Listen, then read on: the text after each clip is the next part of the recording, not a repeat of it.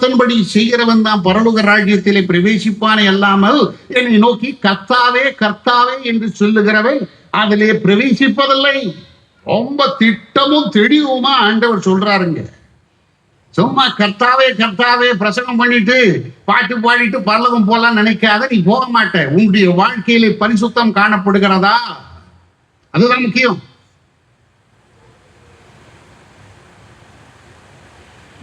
நோவாவுடைய பேழையை கட்டுன எத்தனையோ பேரு அந்த பேழைக்குள்ள பிரவேசிக்கலையா?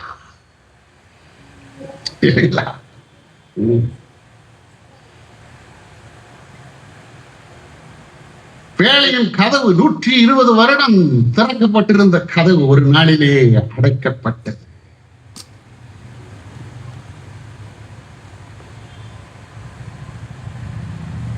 பேழை போகுது, விதக்குது. சொல்லியிருப்பாங்க வெளியில இருந்து, நோவா தாத்தா நோவா தாத்தா, நான் தானே உமக்கு இந்த பேழை கட்டுறதுக்கு உதவி செய்தேன். சரிப்பா, கூலி வாங்கினியா? வாங்கின தாத்தா. ஓ தாத்தா, நான் தான் இந்த பேழைக்கு கீழ் பூசினேன், எனக்கு இடம் கொடுக்க மாட்டியா? நான் உள்ள வர முடியாதா? நான் சாக போறேனே. அதெல்லாம் உண்மைதான்ப்பா. கீழ் பூசினிய, நீ கூலி வாங்கினியா? அதெல்லாம் வாங்கிட்டேன். ஓ ஓ அவ்வளவுதான். வேலையை கட்டினவன் கூட வேலைக்குள்ள போகலைங்க. என் தாயாருடைய தகப்பனார் முடிச்சிருவேன், ஒரு காரியத்தை சொல்லுவாங்க. அதாவது இந்த ஊழியக்காரர், எங்களை போன்ற ஊழியக்காரர்கள் எப்படி இருக்கணும்னா, இந்த கை காட்டி மரத்தை போலதான் இருக்கணும். அந்த காலத்துல கை காட்டி மரம் இருக்கும். நாகர்கோவில் 50 கிலோமீட்டர். பாப்பா மனுஷன், எப்பா நாகர்கோவிலுக்கு எப்படி போகணும்? போ, இங்க கை காட்டி மரம் இருக்கு, இப்படிதானா 50 கிலோமீட்டர்ல நாகர்கோவில் வந்துடும். எப்பா தூத்துக்குடி எப்படி போகணும்? இங்க போ, 65 கிலோமீட்டர் இந்த சைடு போனீங்கன்னா தூத்துக்குடி வந்துடும். சரி, நாகர்கோவில் போறோம், நாகர்கோவில் போயிட்டான். தூத்துக்குடி போறோம், தூத்துக்குடி போயிட்டான். மதுரைக்கு போக முடியுமா? இதே வழியா போய் அங்கிருந்து ஒரு 40 கிலோமீட்டர் மதுரை போயிடலாம். எப்பா சென்னைக்கு போக முடியுமா? போகலாம்பா, ஒரு 400 கிலோமீட்டர் தாண்டி போனா சென்னைக்கு போவோம். இந்த வழியா போகணும். மதுரைக்கு போறவன் மதுரைக்கு போயிட்டாங்க, கை காட்டி மரத்தை பார்த்துட்டு தான் போறான். தூத்துக்குடிக்கு போறவன் தூத்துக்குடிக்கு போயிட்டான், நாகர்கோவில் போறவன் போயிட்டான், சென்னைக்கு போறவனும் போயிட்டான். என்னைக்காவது அந்த கை காட்டி மரம் மதுரைக்கு போயிருக்குமா? இல்ல நாகர்கோவில் சென்னைக்கு தான் போயிருக்குமா? அது இருக்கிற இடத்திலேதான் இருந்து போதையா. நீங்க சொல்றது, எப்பா பரலோகத்துக்கு போற வழி இதுதான், போப்பா மனுஷனே போ, எல்லாம் பார்த்துட்டு போறான் என் பரலோகத்துக்கு. ஆனா இவன் நின்று போயிட்டாங்க. எவ்வளவு பரிதாபம் இல்லையா? மற்றவர்களை சார்ந்து மணவாளனை சந்திக்கலாம் என்று நினைத்தார்கள் இல்லையா? அவர்கள் புத்தியற்றவர்கள். நம்முடைய வாழ்க்கைக்கு நாமே பொறுப்பு. ஒரே வசனத்தை குறிப்பிட்டு நான் கடைசி குறிப்பை நான் மிக சுருக்கமாக சொல்லிவிட்டு முடிக்க விரும்புகிறேன். லூக்கா சுவிசேஷத்துலங்க ஆண்டவர் சொல்லுகிறார், மனுஷன் ரட்சிக்கப்படுறது ரொம்ப ரொம்ப கஷ்டம், ஐஸ்வர்யவான் தேவனுடைய ராஜ்யத்துல போவது ரொம்ப கடினம். ஒட்டகம் அந்த ஊசியின் காதுக்குள்ள நுழைந்து போல இருக்கும், அவ்வளவு கஷ்டம்பா. எப்பா சிலுவை சுமந்து கொண்டுதான் என்னை பின்பற்ற வேண்டும். கடினமான ஒரு வாழ்க்கை தான் கிறிஸ்தவ வாழ்க்கை. ஐயா நம்ம பின்பற்றலாம் வேண்டாம்பா. நரிகளுக்கு குழிகள் உண்டு, ஆகாயத்து பறவைகளுக்கு கூடுகள் உண்டு, மனுஷகுமான் தலை சாய்க்க இடம் இல்லை, நீ ஏன்பா வர? அவர் பேசுறத பார்க்கும் பொழுதுங்க அந்த ரட்சிப்பை குறித்து ரொம்ப என்கரேஜிங்கா அவர் அங்க பேசுறது இல்லை பாருங்க, நெகட்டிவா தான் பேசுறார். வாசிங்க 25ஆம் வசனம்.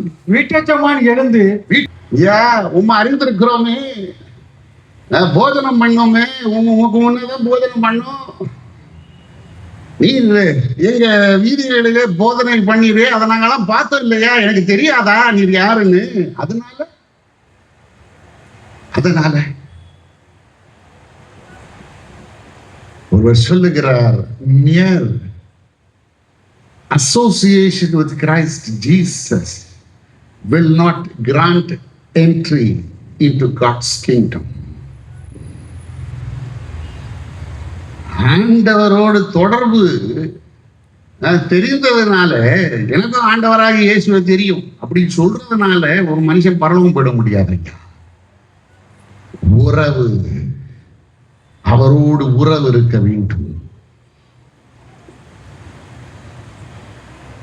மற்றவர்களை சார்ந்து அவர்கள் போலான்னு பார்த்தாங்க. முடிவாக அவர்கள் ஏன் புத்தியற்றவர்கள் தெரியுமா? அடைக்கப்பட்ட கதவு மீண்டும் தங்களுக்கு திறக்கப்படும் என்று எண்ணினார்கள். ஆகவே அவர்கள் புத்தியற்றவர்கள். 25ஆம் அதிகாரம் மத்திய சுவிசேஷம் 10ஆம் வசனத்திலிருந்து வாசிக்கையா முடிகிறேன். அப்படியே அவர்கள் வாங்க போன போது மணவாளன் வந்து விட்டார். ஆயத்தமாய் இருந்தவர்கள் அவரோட கூடவே கல்யாண வீட்டுக்குள் பிரவேசித்தார்கள். ஆயத்தமானவர்கள் கல்யாண வீட்டுக்குள் பிரவேசித்தார்கள். கதவு அடைப்பட்டது. பின்பு மற்ற கன்னிகைகளும் வந்து ஆண்டவரே எங்களுக்கு திறக்க வேண்டும் என்றார்கள். அதற்கு அவர் உங்களை அறியேன் என்று மெய்யாகவே உங்களுக்கு சொல்கிறேன் என்றார். மனுஷகுமாரன் வரும் நாளிகையாவது நீங்கள் அறியாதிருக்கிறபடியாக விழித்திருங்கள். ஒரு வருகையை குறித்து சொல்றாரு அந்த உவமையில. அவர் வருவார். இவர்கள் ஏன் புத்தியற்றவர்கள் தெரியுமா? அடைக்கப்பட்ட கதவு மீண்டும் தங்களுக்கு திறக்கப்படும் என்று நினைத்தார்கள். புத்தியற்றவர்கள். ஒரு முறை அடைக்கப்பட்ட கதவு, அது அடைக்கப்பட்டதுதான். மீண்டும் அந்த கதவு திறக்கப்படாது. ஏற்கனவே சொன்னேன், நோவாவினுடைய கதவு 120 வருடம் திறந்த கிருபையின் காலத்திலே நாம் ஜீவித்துக் கொண்டிருக்கிறோம். இன்றைக்கு ஒவ்வொரு மனுஷனுடைய வாழ்க்கையிலே ஒரு நாள் கதவு அடைக்கப்படும். கதவு அடைக்கப்பட்ட பிறகு அந்த மனுஷன் எவ்வளவுதான் பிரயாசப்பட்டாலும், எவ்வளவுதான் ஆண்டவரிடத்திலே வர வேண்டும் என்று அவன் எண்ணினாலும் முடியாது ஐயா. அடைக்கப்பட்ட கதவு மீண்டும் திறக்கப்படாது. அந்த நாள் எப்போ தெரியுமா? ஒரு மனுஷனுடைய இறுதி நாள். உலகத்திலே அவன் ஜீவிக்கிற கடைசி நாள். அப்பொழுதுதான் அந்த கதவு அவனுக்கு அடைக்கப்படும். அந்த கதவு அடைக்கப்பட்ட பிறகு வேறு வழி கிடையாது. அவன் விரும்பினாலும் ஆண்டவரிடத்துல வர முடியாது. அதனாலதான் பவுல் சொல்லுகிற, காலத்தை ஆதாயப்படுத்திக் கொள்ளுங்கள். ஆமா, உலகத்திலயா எந்த மனுஷனை கேட்டு பாருங்க. இப்ப மனுஷனே அவன் எப்பேற்பட்ட கொடூரமான பாவியாக இருக்கட்டும், உனக்கு எங்கடா போகணும்? பரலோகம் போகணுமா இல்ல நரகத்துக்கு போகணுமா? அவன் என்ன சொல்லுவான் தெரியுமா? எனக்கும் பரலோகம் போகணும்னு தாங்க ஆசை சொல்லுவான். எனக்கும் பரலோகம் போகணும்னு தான் ஆசை. எப்ப ஆசை இருந்தா மாத்திரம் போதாது, பரலோகம் போறதுக்கு ஆயத்தம் வேண்டும். மறுமையானவர்களே, அடைக்கப்பட்ட கதவு மீண்டும் திறக்கப்படாது. ஒரு மனுஷனுடைய முடிவு எப்பொழுதும் அவனுக்கு வரும் என்று நேரிடும் என்று மனுஷன் சொல்ல முடியாது. கிருபையின் காலத்தை நாம் ஆதாயப்படுத்திக் கொள்ள வேண்டும். பிரியமானவர்களே, நாளைய பிரதிஷ்டையை நாம் கொண்டாடுகிற மக்கள் 59வது பிரதிஷ்டை நாளை நாம் கொண்டாடுகிறோம். வருடத்தை கொண்டாடி கொண்டிருக்கிறோம். இன்னைக்கு சபையாய் நம்மை நாமே ஆராய்ந்து பார்க்க கடமைப்பட்டிருக்கிறோம். சபையாகிய மனையாட்டி இந்நாளிலே மணவாளனை சந்திக்க ஆயத்தமான நிலையிலே இருக்கிறதா? ஒரு நாளிலே மணவாளன் வருவார், நம்மை சந்திக்க இருக்கிறார். நான் உங்களை அறியேன் என்று சொல்லுகிற நிலைமை நமக்கு வரக்கூடாது. சிந்தித்து பார்ப்போம் பிரியமானவர்களே. 10 கன்னிகைகளிலே 5 பேர் புத்தியுள்ளவர்கள், 5 பேர் புத்தியற்றவர்கள். ஏன் அவர்களை புத்தியற்றவர்கள் என்று சொன்னார்? முதன்மையான எண்ணெய் குறித்து கரிசனையற்றவர்களாய் காணப்பட்டார்கள். இரண்டாவது, தங்களிடத்தில் இருந்த எண்ணெயே போதும் என்று நினைத்தார்கள், புத்தியற்றவர்கள்.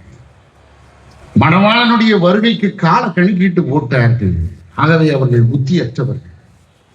நான்காவதாய், புத்தியுள்ளவர்களை சார்ந்த மணவாளனை சந்தித்து விடலாம் என்று நினைத்தார்கள், புத்தியற்றவர்கள். ஐந்தாவதாக, முடிவாக, அவர்கள் ஏன் புத்தியற்றவர்கள் என்றால், அடைக்கப்பட்ட கதவு தங்களுக்கு மீண்டும் திறக்கப்படும் என்று நினைத்தார்கள், ஆகவே அவர்கள் புத்தியற்றவர்கள்.